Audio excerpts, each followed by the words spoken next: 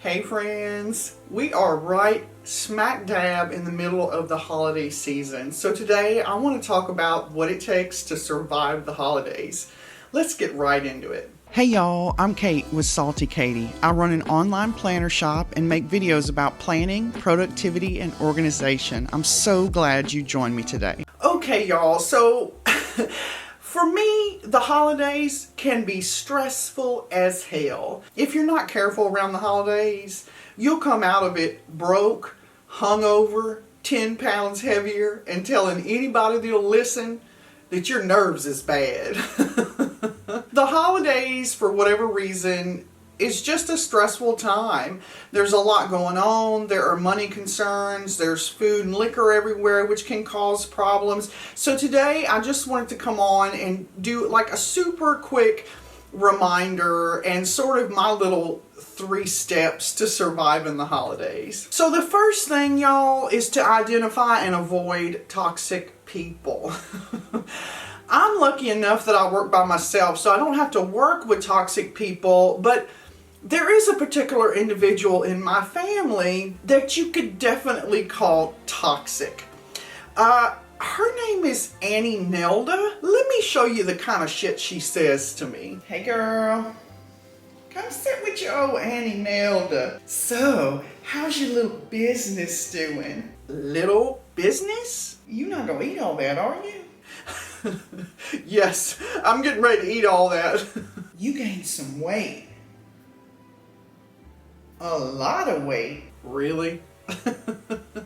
So, in terms of identifying toxic people, the best way I know how is about how you feel after you have a conversation with this person. If you feel uplifted and kind of giggly and whatever, that individual is probably not toxic. But if you feel like you don't really know what just happened, maybe you're feeling like a little down, my therapist describes it like you got something icky on you after you have a conversation with this person. Oh, another good way to identify them is if you have a powerful urge to eat a buffet's worth of food or drink a bar's worth of liquor.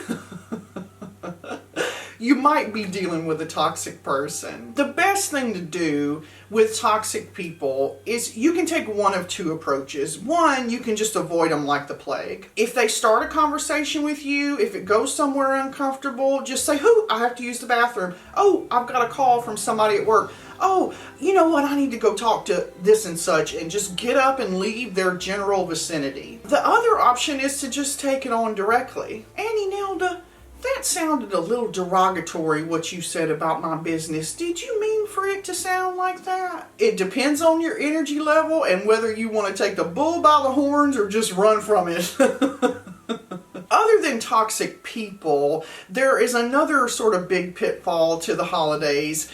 That is overindulgence. This time of year, we tend to eat too much and drink too much. It's just sort of how it is. Parties, there's parties at work, there's parties for family, there's this bunch party, that bunch has a party. So you're more frequently exposed to big piles of food and lots of liquor. So let me give you an example of what happens to me. Girlfriend, I need another one. I'm gonna go and start a tab. Okay, but didn't you just get through telling me that you just wanted 2 drinks and you want to pay cash? Look here, I just spent 20 minutes on a group text message with about 6 elderly members of my family, including my Auntie Nelda. Girl, start me a tab. Well, you do remember what happened last year. I don't give a shit what happened last year. Okay, so I went into that bar with every intention of having my 2 drinks, cashing out, and going home. That plan doesn't always work out. You can do one of 2 things in this situation. One, have a second set of plans after you leave the bar.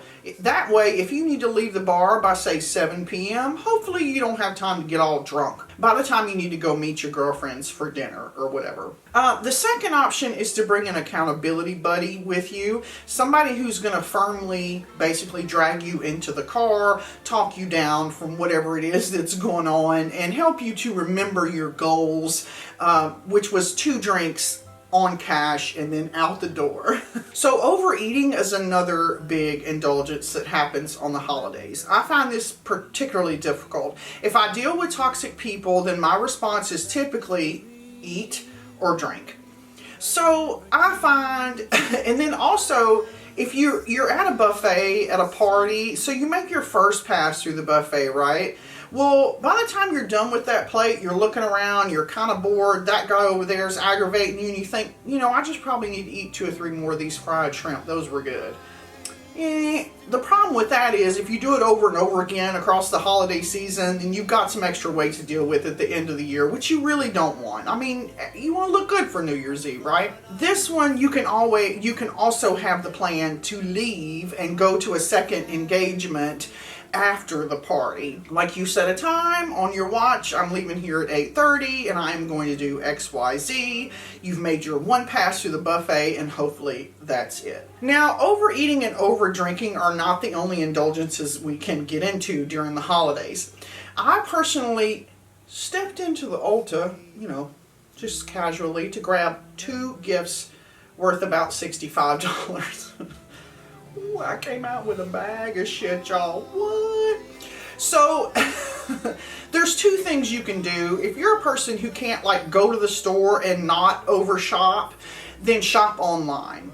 If shopping online doesn't work for you, you can shop online with an accountability buddy. And then that person will say to you, hey, you got your $100 in your cart, let's check out and go do something else.